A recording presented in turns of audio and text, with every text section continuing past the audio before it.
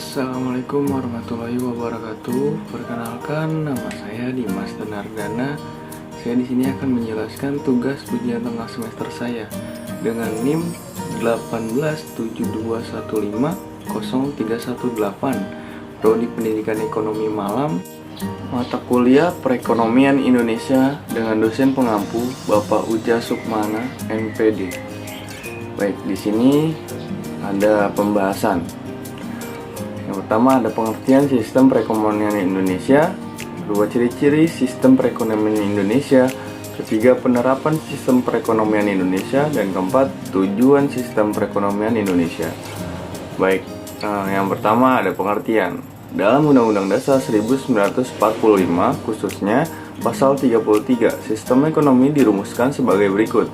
Perekonomian disusun sebagai usaha bersama berdasar atas asas kekeluargaan. Ayat 1. Cabang-cabang produksi yang penting bagi negara dan yang menguasai hajat hidup orang banyak dikuasai oleh negara. Ayat 2. Bumi dan air dan kekayaan alam yang terkandung di dalamnya dikuasai oleh negara dan dipergunakan untuk sebesar-besar kemakmuran rakyat. Ayat 3.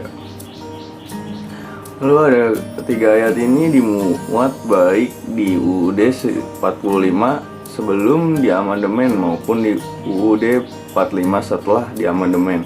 Dari ketiga ayat ini sebenarnya telah tersirat jenis sistem ekonomi yang dianut Indonesia pada UUD 1945 setelah diamandemen, ditambah ayat 4 yang secara eksplisit merumuskan sistem ekonomi dengan prinsip kebersamaan, efisiensi, berkeadilan, berkelanjutan, berwawasan lingkungan, kemandirian, serta dengan menjaga keseimbangan, kemajuan, dan kesatuan ekonomi nasional. Lalu lanjut, ada ciri-ciri sistem perekonomian. Meski setiap sistem ekonomi punya ciri-ciri yang berbeda satu sama lain, namun ciri yang tertuang dalam UUD 1945 pasal 33 adalah perekonomian disusun sebagai usaha bersama berdasar atas asas kekeluargaan, cabang-cabang produksi yang penting bagi negara dan yang menguasai hajat hidup orang banyak dikuasai oleh negara. Bumi dan air dan kekayaan alam yang terkandung di dalamnya dikuasai oleh negara dan dipergunakan untuk sebesar-besar kemakmuran rakyat. Lanjut, perekonomian nasional diselenggarakan berdasar atas demokrasi ekonomi dengan prinsip kebersamaan, efisiensi, keadilan, berkelanjutan, berwawasan lingkungan, kemandirian, serta dengan menjaga keseimbangan, kemajuan, dan kesatuan ekonomi nasional. Ketentuan lebih lanjut mengenai pelaksanaan pasal ini diatur dalam undang-undang. Negara tetap mengakui hak milik perorangan yang tidak bertentangan dengan kepentingan publik. Masyarakat adalah bagian yang penting dalam sistem ekonomi dengan kegiatan produksi yang dilakukan, dipimpin, dan diawasi oleh masyarakat. Penerapan sistem perekonomian Indonesia.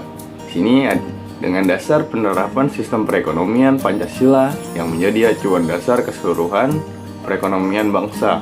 Berikut ini beberapa contoh adanya penerapan ekonomi di Indonesia. Yang satu, adanya BUMN.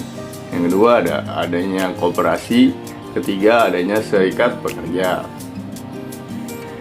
Lanjut, ini ada tujuan sistem perekonomian Indonesia. Merujuk pada kalimat terakhir dalam pembukaan Undang-Undang Dasar 1945 yang berbunyi bahwa tujuan bangsa adalah untuk memajukan kesejahteraan umum, mencerdaskan kehidupan bangsa, merupakan hal yang mendasari tujuan pembangunan sistem perekonomian Indonesia ini membuat secara umum. Lanjut, sini ada peningkatan pendapatan per kapita negara, perencanaan pembangunan ekonomi dan laju pertumbuhan ekonomi, meningkatkan taraf hidup penduduk serta menyetarakannya, memperluas lapangan kerja dan mengurangi pengangguran, mengurangi kesenjangan sosial, meningkatkan kapasitas produksi, meningkatkan investasi, menurunkan angka kemiskinan, menciptakan keadilan dan kemakmuran masyarakat, meningkatkan kualitas pendidikan dan kesejahteraan untuk peningkatan kualitas hidup masyarakat. Demikian yang dapat saya sampaikan. Kurang lebihnya saya mohon maaf. Saya akhiri. Assalamualaikum warahmatullahi wabarakatuh.